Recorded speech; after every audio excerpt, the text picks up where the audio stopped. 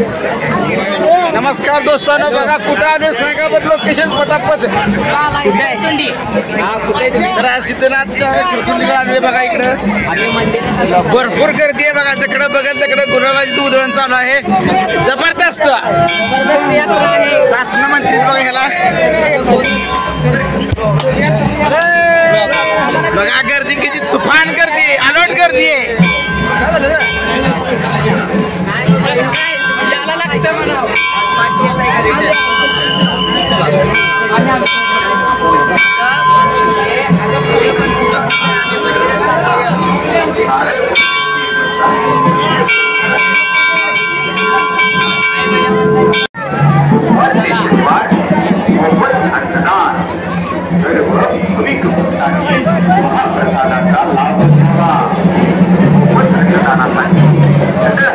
मदत करा.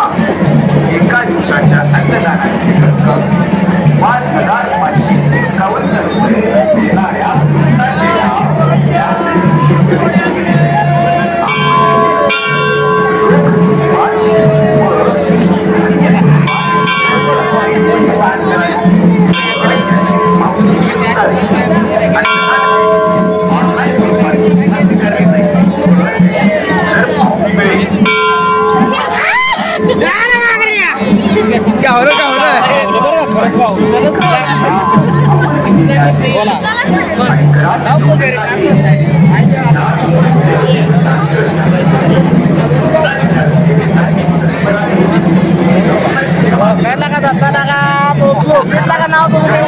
मला लाव गेलं का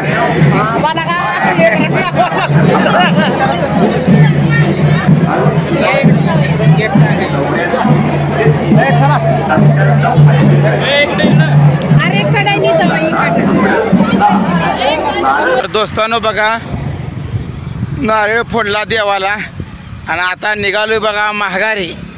इतकी गर्दी होती राव की मोबाईल धरायला सुद्धा जागा नव्हती.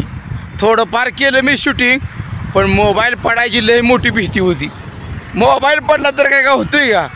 अहो लय तुफान गर्दी, तुम्हाला लय तुफान गर्दी.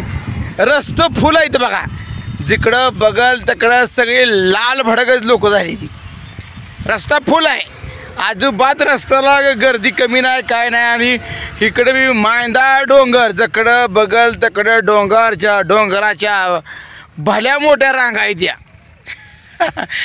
जणू काय आपण हिमालय पर्वत रांगेमध्ये घुसल्यासारखं वाटायला लागलं या.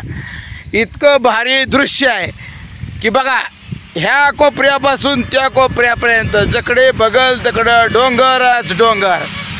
इतकी तमाम गर्दी आहे बघा. तुम्हाला दाखवतो, सगळं फुल आहे बघा, रस्ताच फुल आहे. रस्त्याला काय आज गर्दीच कमी नाही. आणि तुम्ही पाहू शकता कसे डोंगर आहेत बघा. एक नंबर डोंगर आहे, जबरदस्त डोंगर आहे. आता इथनं आपलं घर बी जवळजवळ लय लांब आहे. आटपाडीतनं मी पडेल 12 किलोमीटर आहे. बघा देवाला फोडलं बघा 2 नारळ मस्तपैकी. एक बुलेटला फोडला, आपल्या नवीन बुलेटला, आणि एक देवाला.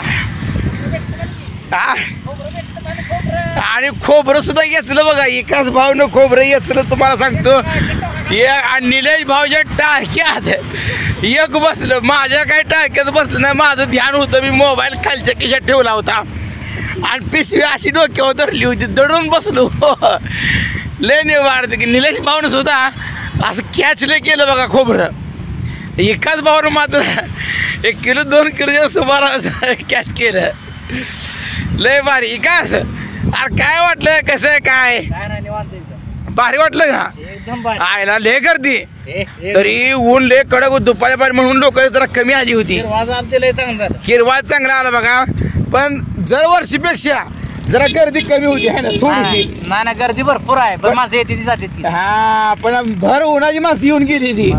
आम्ही ऊन खाली जायनंतर आलो बघा. तुम्हाला माहीत असेल, दुपारी 12 ते दुपारी 3 वाजेपर्यंत आमाप गर्दी आहे. आणि गर्दी 8 वाजेपासून चालू आहे. आणि उन्हात जर तरफडला असली अहो उष्माघाताने एखादा माणूस खाली पडायचा, अशी अवस्था आहे बघा. एकदम भारी वाटलं, मस्तपैकी वातावरण झाले बघा. ढगालतं आणि मधीच बघा गरजायला लागलं होतं. मी म्हणलं आता डरकाळी फोडतंय, पण नाही बघा मित्रांनो, पाऊस काय आला नाही, नुसतं वारा आलं होतं आणि एकदम बारीक डोंगर बघून आयला मला लयच बरं वाटलं. आमच्या घराकडे असं डोंगर नाही तर पण तळ आहे, डोंगर नाही तर इकडं मात्र भरपूर डोंगर आहे बघा.